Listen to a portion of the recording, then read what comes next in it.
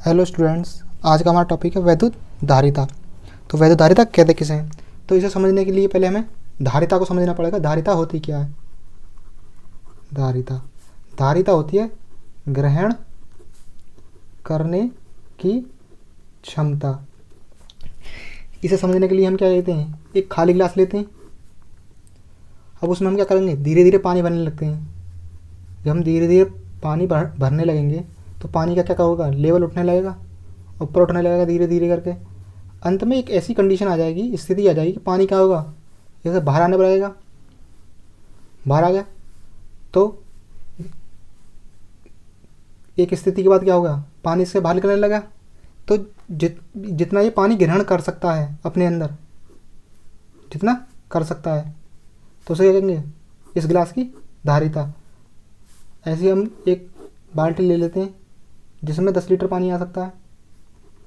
अगर हम धीरे धीरे पानी भरने लगें तो इसमें एक कंडीशन ऐसी आएगी कि फिर वही पानी बाहर निकलने लगेगा, पर वो निकलने लगा।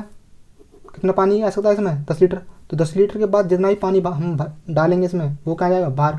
तो इसकी धारिता कितनी है? 10 लीटर। क्योंकि इसमें कितना पानी आ सकता है? 10 लीटर। और उससे फालतू डालेंगे तो वो क्या होगा? बाहर चला जाएगा। तो इसलिए इसकी धारिता कितनी होगी बाल्टी की? 10 लीटर। और इस गिलास की जितना इसमें आ सके, जितना ये ग्रहण कर सके, तो इसकी धारिता जितना ये क्या करेगा? ग्रहण कर लेगा। इस बाल्टी धारिता कितनी होगी? 10 लीटर। अगर हम ऐसी टंकी ले लें 100 लीटर की, तो इसकी धारिता कितनी होगी? 100 लीटर। क्योंकि इसमें पानी कितना आएगा? 100 लीटर। और 100 लीटर से अधिक करेंगे तो क्या होगा? बाहर जाएगा। तो ग्रहण करने की क्षमता को क्या कहते हैं? धारिता। इसलिए कितना ग्रहण कर सकती है टंकी? 100 लीटर। ये बाल्टी कितना कर सकती है? 10 लीटर। तो इसकी बाल्टी की होगी धारिता 10 लीटर और टंकी कितनी होगी? 100 लीटर। तो धारिता का मतलब क्या हुआ? ग्रहण करने की क्षमता, जितना हो वो ग्रहण कर सके।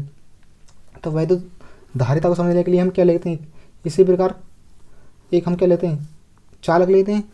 हम उस पर क्या करने लगते हैं? आवेश देने लगते हैं, धीरे धीरे करके बढ़ाने लगते हैं, धीरे धीरे धीरे। जब हम इसका आवेश बढ़ाने लगते हैं तो एक स्थिति ऐसी आ जाती है, इस पर आवेश की मात्रा क्या होती है? बहुत अधिक हो जाती है। तो ये क्या करेगा? अपने आसपास की क्या है? वायु को क्या करने लगेगा? आयनित आयनित करने लग जाता है। एक आवेश की निश्चित मात्रा के बाद क्या करने लगेगा? आयनित करने लगेगा। तो वह निश्चित मात्रा जिसके बाद ये क्या करने लगता है? आयनित करने लगता है, वो क्या कहलाती है? इसकी धारिता। हमने माना इसका 8 कूलाम आवेश है। 9 करने पे क्या करने लगता है? ये कूलाम 9 कर लिया हमने। 9 करने पे क्या करने लगता है? ये आयनित करने लगता है। तो इसकी धारिता कितनी होगी? 8 होगी। क्योंकि 9 पे तो क्या करने लगता है? ये आयनित करने लगता है। तो इसकी धारिता कितनी होगी? 8 होगी। तो वैद्युत धारिता क्या होगी? किसी भी चालक के आवेश ग्रहण करने की क्षमता को उस चालक की क्या कहते हैं? वैद्युत धारिता। तो इसने कितने ग्रहण करे? 8 करे ना। 9 करने पे क्या हो गया? ये वायु को आयनित करने लग गया। तो कितना ग्रहण कर सकता है ये? 8 को। क्योंकि 8 के बाद तो ये आयनित करने लगता है। तो कितने ग्रहण करे इसने? 8। तो किसी भी चालक के आवेश ग्रहण करने की क्षमता उस चालक की वैद्युत धारिता कहलाती है, कहते हैं। अगर हम किसी चालक को कोई आवेश क्यों दें, वो क्या होता है? उस चालक के विभव के क्या होता है? हम किसी चालक को आवेश क्यों दे दें तो उस चालक के विभव के क्या होता है? अनुक्रमानुपाती होता है। किसी भी चालक को दिया गया आवेश चालक के विभव के अनुक्रमानुपाती होता है। Q बराबर, जब हम अनुक्रमानुपाती का निशान हटाएंगे तो क्या आएगा? कि नियतांक आएगा। हम कहते हैं सी एक नियतांक लगा देते हैं और अनुक्रमानुपाती चिन्ह को हटा देते हैं। ये हो गया, सी भी हो गया। हमें यहाँ से क्या करना है? हमें निकालना है सी का मान। तो सी का मान निकालने के लिए दोनों साइडों को बदल देते हैं। सी भी बराबर क्या होगा? Q। और सी बराबर क्या हो गया? Q/V। सी क्या है? जहाँ सी क्या है? जहाँ सी एक अनुक्रमानुपाती नियतांक है। सी क्या अनुक्रमानुपाती नियतांक है, जिसे क्या कहते हैं, जिसे वैध धारिता कहते हैं। सी को ही क्या कहते हैं हम, वैध धारिता, जिसे वैध धारिता कहते हैं। अभी हमने पढ़ाई वैध धारिता कैसे कहते हैं। वैध धारिता होती है किसी भी चालक के आवेश ग्रहण करने की क्षमता को क्या कहते हैं, वैध धारिता। हम क्या करेंगे, हम अपने इस फार्मूले से भी क्या कर सकते हैं, वैध धारिता की परिभाषा ज्ञात कर सकते हैं। जब हमने शुरू में हमने कोई आवेश ले लिया, सॉरी कोई क्या चालक ले लिया, इस पर कोई आवेश नहीं है, शुरू में कोई आवेश नहीं है चालक पे, तो विभव कितना होगा, जब आवेश नहीं तो विभव होगा 0, शुरू में होगा 0 विभव। अब हमने क्या करा, इस पर कुछ आवेश दे दिया, तो विभव कितना होगा, हमने माना v हो गया, शुरू में 0 था फिर v हो गया। तो अब इसकी परिभाषा निकालते हैं इसके अनुसार। तो c बराबर क्या है, q/v, q/v के अनुपात के बराबर है। q/v क्या है, किसी भी चालक को दिए गए आवेश, किसी भी चालक को दिए गए आवेश तथा विभव में वृद्धि के अनुपात के बराबर होती है। क्या होती है, धारिता। धारिता जो होती है चालक को दिए गए आवेश तथा विभव में होने वाले वृद्धि के अनुपात को। वृद्धि कैसे, शुरू में v कितना था, 0 था, बाद में कितना हो गया, v हो गया, तो इसमें कितना बढ़ गया विभव, पहले तो था ही नहीं, तो बाद में कितना बढ़ गया, v बढ़ गया, तो वृद्धि कितनी होगी, e।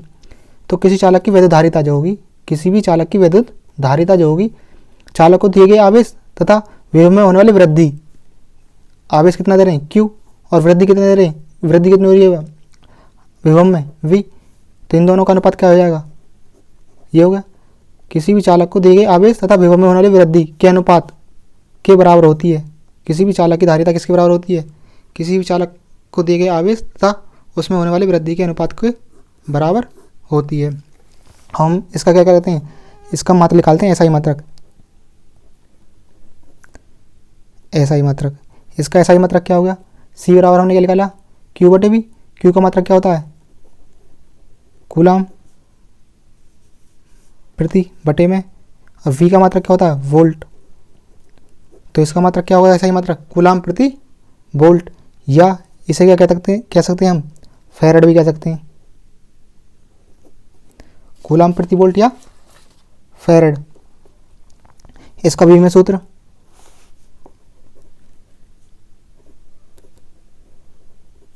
इसका भी में सूत्र होता है ब्रैकेट m की पावर -1, l की पावर -2, t की पावर 4 और a की पावर +2 प्लस होती है। तो ये क्या हो गया, एक बार थ्योरी देख लेते हैं इसकी। वैध धारिता, किसी भी चालक की आवेश ग्रहण करने की क्षमता को क्या कहते हैं, उस चालक की धारिता कहते हैं। किसी भी चालक को दिया गया आवेश किसके बराबर होता है, चालक के विभव v के अनुक्रमानुपाती होता है। तो इसलिए q अनुक्रमानुपाती किसका, v का। जब अनुक्रमानुपाती का चिन्ह हटाएंगे तो क्या आएगा, एक नियतांक आएगा। हमने c लगा लिया, c का मान निकालने के लिए साइड चेंज कर ली और v से क्या कर दिया, डिवाइड कर दिया। c बराबर क्या होगा, q/v, जहाँ c क्या अनुक्रमानुपाती नियतांक है जिसे चालक की वैध धारिता कहते हैं। इसके अनुसार क्या हो गया, चालक की धारिता क्या हो गई, किसी भी चालक की धारिता क्या हो, दिए गए आवेश और विभव में होने वाली वृद्धि v के अनुपात के बराबर होती है।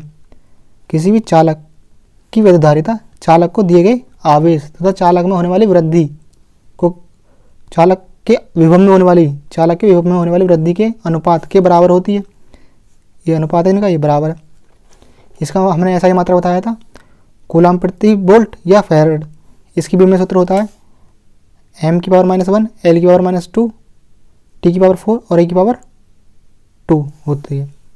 आज के लिए बस इतना ही।